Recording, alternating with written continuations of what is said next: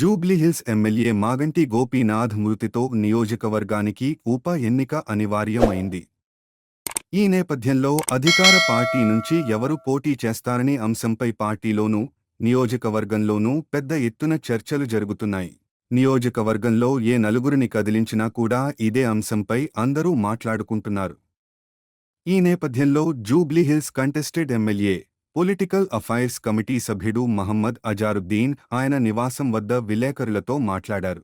తాను కాంగ్రెస్ పార్టీ నుంచి పోటీలో ఉన్నట్లు స్పష్టం చేశారు.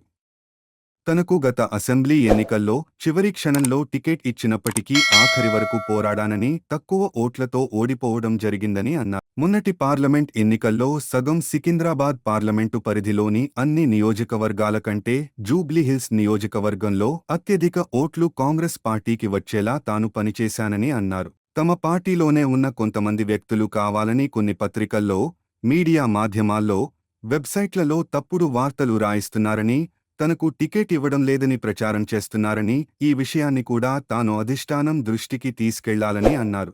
కాంగ్రెస్ పార్టీకి ఎంతో నమ్మకంగా ఉన్న తనకు ఏఐసీసీ అధ్యక్షురాలు సోనియా గాంధీ, రాహుల్ గాంధీ, ఏఐసీసీ అధ్యక్షుడు మల్లికార్జున ఖర్గే, కేసీ వేణుగోపాల్ ఆశీస్సులు ఉన్నాయని అన్నారు.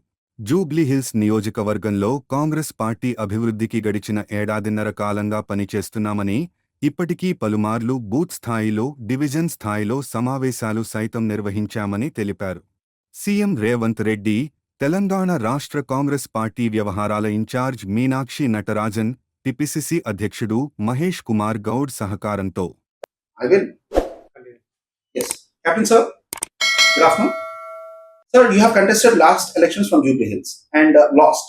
What do you think of your chance of contesting this time in by-election that is going to be held at Jubilee Hills? पहले तो मैं सबको सलाम अलैकुम बोलता हूँ.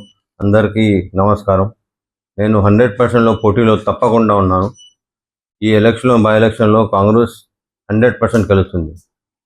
నేను చెప్తున్నా కదా, నేను చాలా హార్డ్ వర్క్ చేస్తాం. అప్పుడు ఆ ఎలక్షన్ ఓడిపోయింది. ఇది చాలా ఫ్యాక్టర్స్ ఉన్నాయి. బట్ ఇప్పుడు ఇది ఎలక్షన్లో మంచి ఫైట్ చేస్తాం, మంచి కాంగ్రెస్కి నేమ్ ఇస్తాం. నేను చెప్తున్నా కదా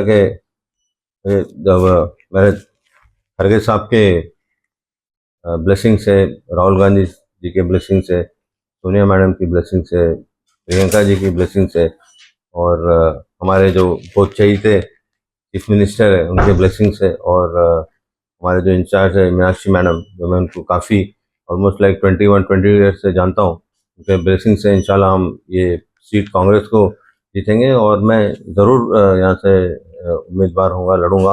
और सब लोग तो बहुत कह रहे हैं कि स्पेकुलेशन तो होते रहते हैं, लेकिन मैं यहाँ से ज़रूर लड़ूंगा.